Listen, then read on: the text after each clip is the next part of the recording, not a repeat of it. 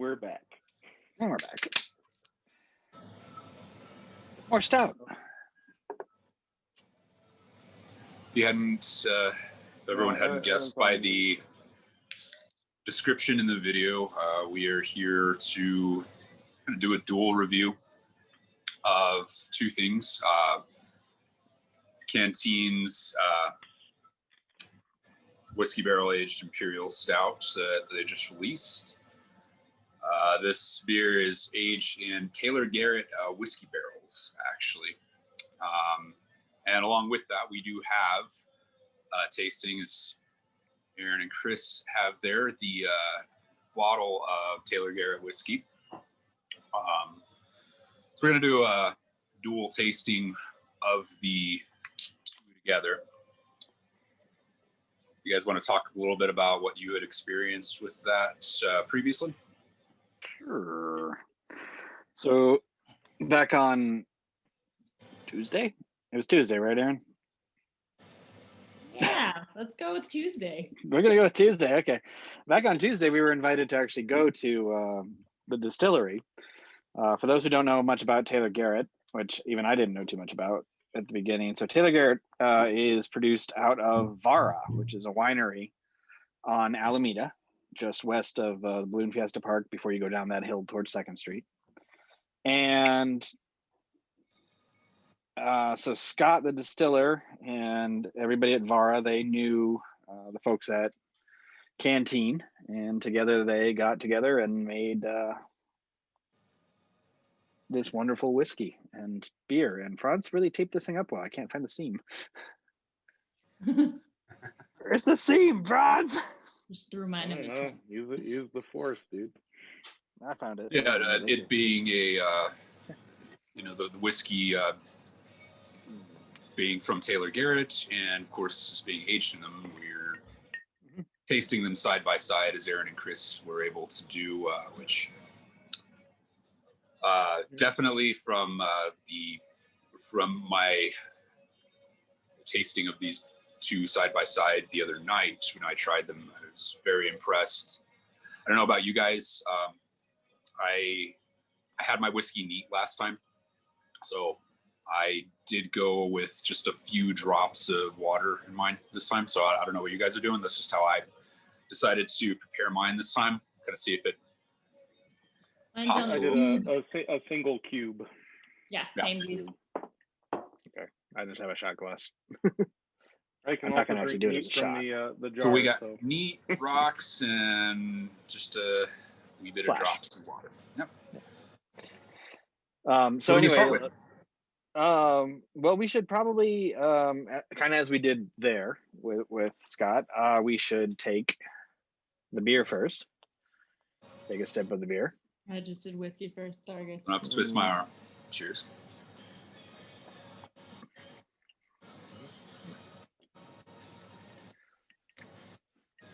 I don't know if you can see my glass, but it's got some beautiful head retention on there.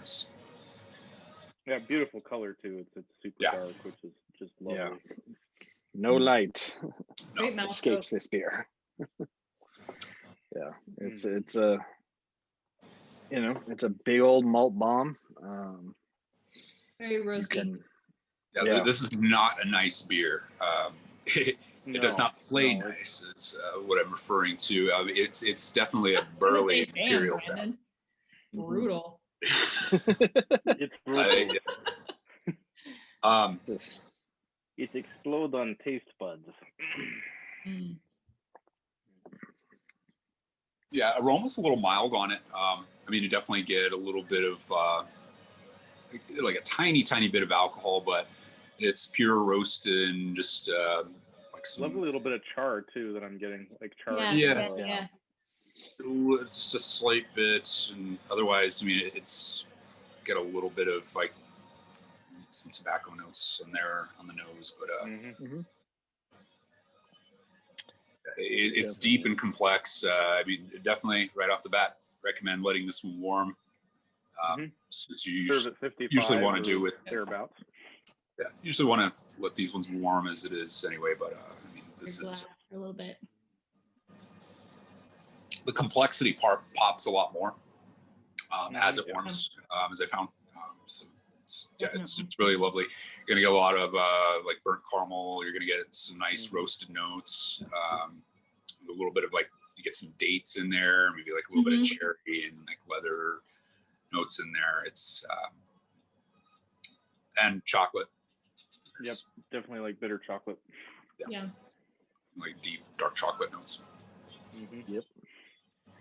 Like Ron said, it is that bitter chocolate though, and I really enjoy that because I feel like that's a little bit different than a lot of the stouts that we get. It's not like a sweet chocolate flavor. It is that like really nice, sharp flavor.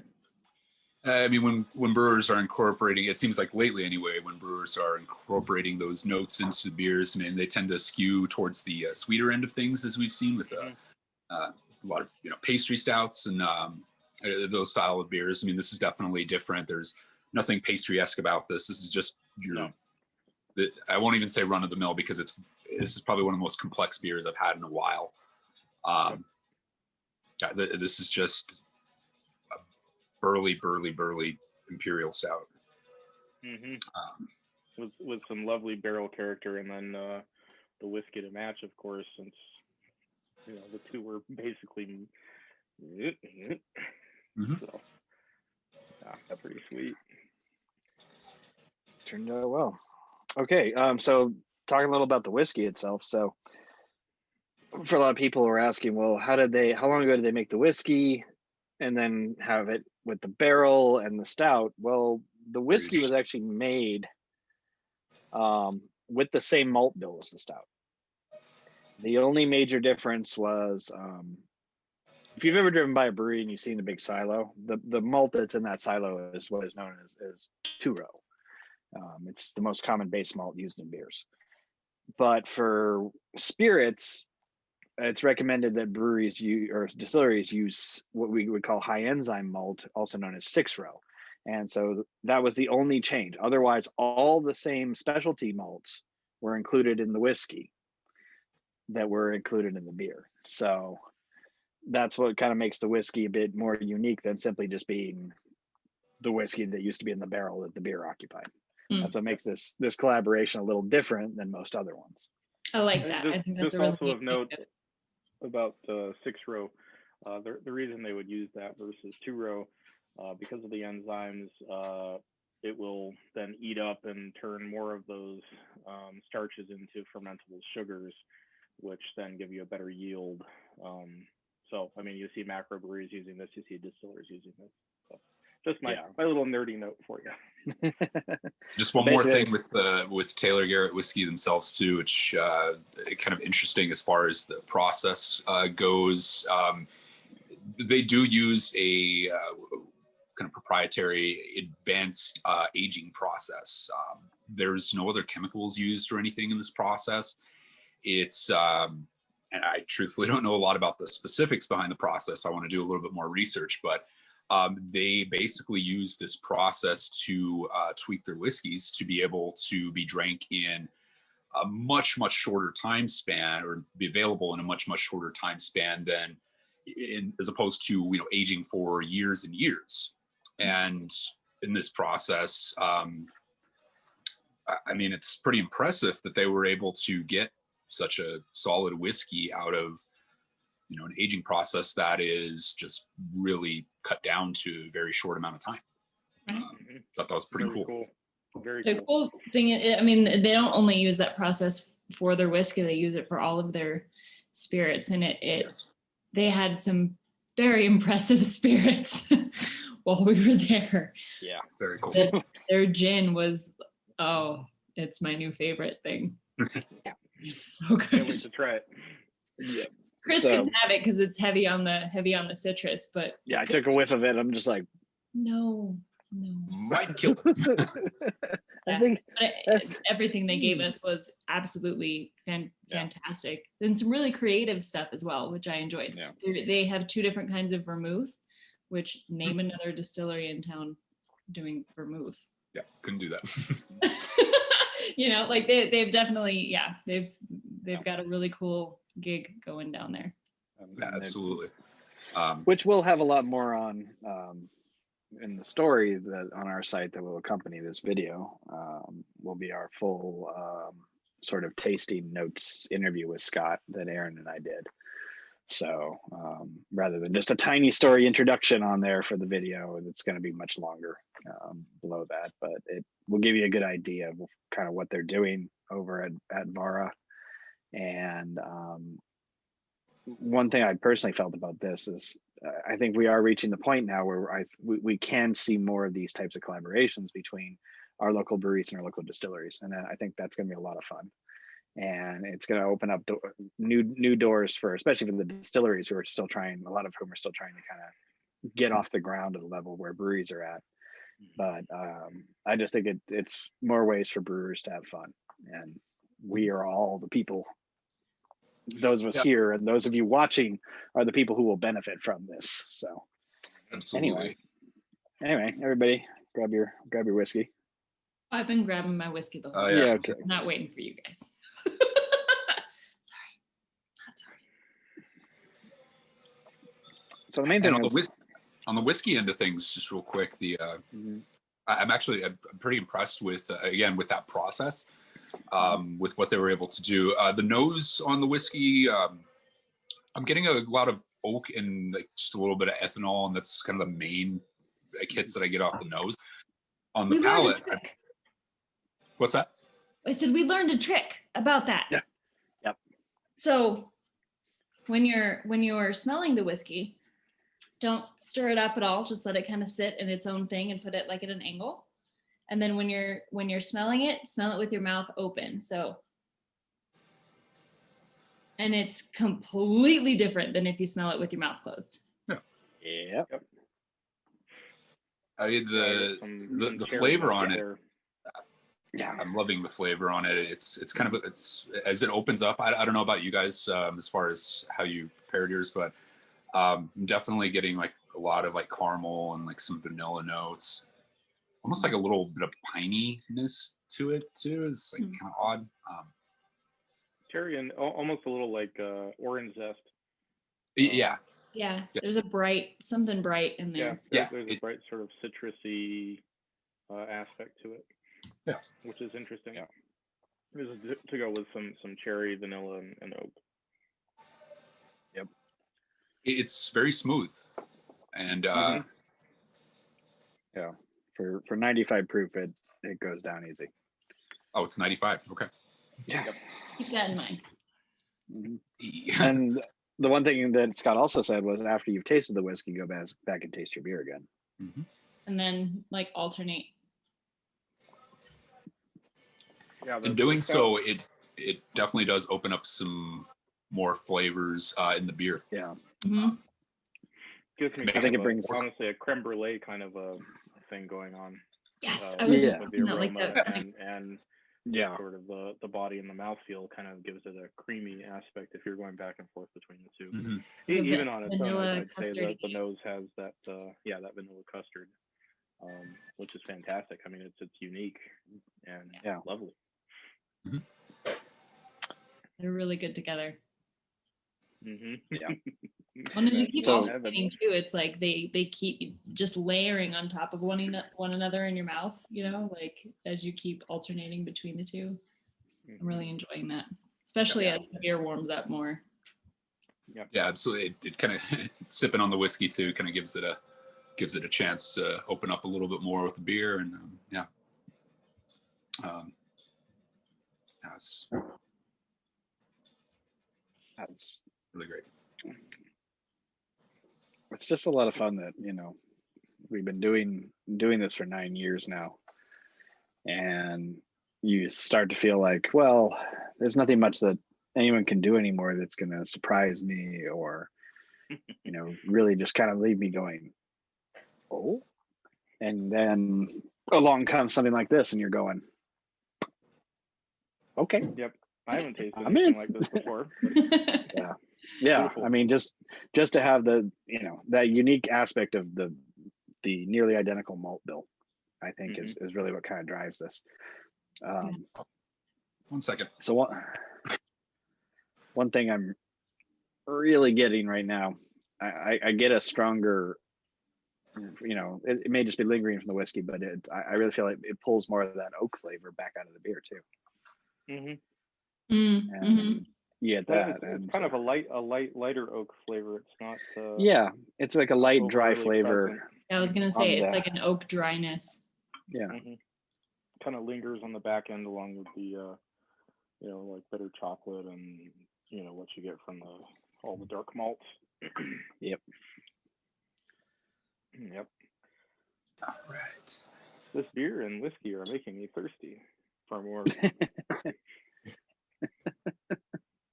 It's a downward spiral. Into deliciousness, you mean? Indeed.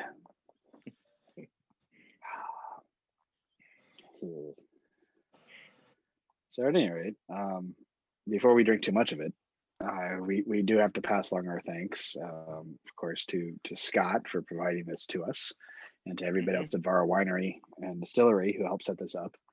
Of course, thanks to Zach and Dougie and the rest of the Canteen brewing team for all they do. Absolutely. You know, they've really, I think, done an exceptional job there for a while now. And I don't want to say people have taken them for granted, you know, but they really do, you know, just consistently good all around beers. And this is just another one to me. So, you know, kudos to all of those guys.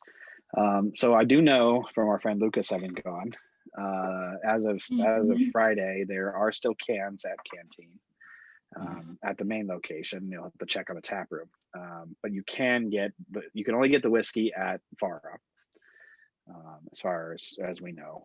And then they do also have some 4-packs over there too, so you can get both there. Or you can share the love between the two. But I highly recommend anyone who's a pretty Imperial Stout loving beer geek to who also does not mind the whiskey to do both. It's a remarkable way to give yourself your palate a different experience than you would with just one or the other. Yeah. Or they definitely go down there anyway and try everything else Vara has to offer. Yeah, they've also got food. We got to see the food menu. They didn't have the kitchen open that day, and Aaron's looking at the food menu going, "Oh." I'm drooling on myself. It was gross, but still worth the trip down there. So. Yeah, and it's I mean, as a combo or even individually, I mean, both these are delicious.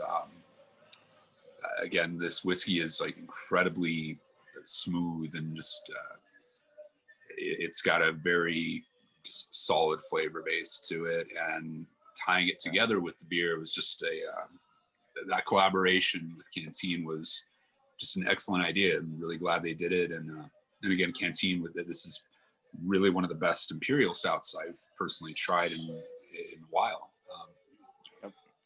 Really, really tasty, and pair them together. And you got yourself a good Friday night. Absolutely. Yep. That's ours. Yeah. I mean, if you're stuck at home anyway, these are good things to do. Yes. One thing I like about the whiskey, you keep mentioning that it's really smooth. A lot of the flavors in it are sharp, and they're like fresh, and you expect it to have that kind of alcohol-y bite to it, but then you swallow and it doesn't, and you're like, oh. So it's not a completely sweet flavor in your mouth. Like, it's got that nice sharp, some bitter flavors, but then it finishes so nicely. Yeah, it does have like a slight it's almost like a spice or like spiciness, almost like a pepper or something something like that at the front, and then it just you get so many other flavors from there. It's exactly very nice. You expect it to, burn a little bit, but then it doesn't, and you're like, oh, maybe I should try that again and see if it doesn't. It's a gentle warming thing, and it's a very slippery slope from one sip to the next. Yeah, I know. That's why I wanted Brandon to take more of this bottle when I showed up the other day, but you only poured yourself a smidgy. So I was gonna say, I mean, look how much Challenge accepted, Brandon. I did get some other spirits for Christmas, so I'm like trying to keep it reasonable. Yeah, so the hardest part about the whole thing right now is like I've got this incredible thing that I have to drink by myself in moderation instead of sharing with my friends. Done at a distance and Don't drink pouring and into drive. jars, and yeah, things happen. Yeah. Yes. But anyway, so I think that wraps it up for all of us as far as this review goes. Yeah. One Very final impressive shout out to collaboration. Taylor, Garrett, and Canteen, and just to say thank you. And Thank you to you both. We hope all of you dark beer lovers have managed to at least get the beer, but we would also highly recommend the whiskey. So give your palate a little adventure. It's not like anything else is going on anyway. There's no football this weekend.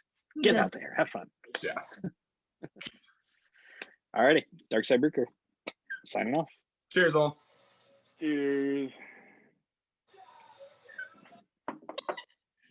All right, that's 23:33.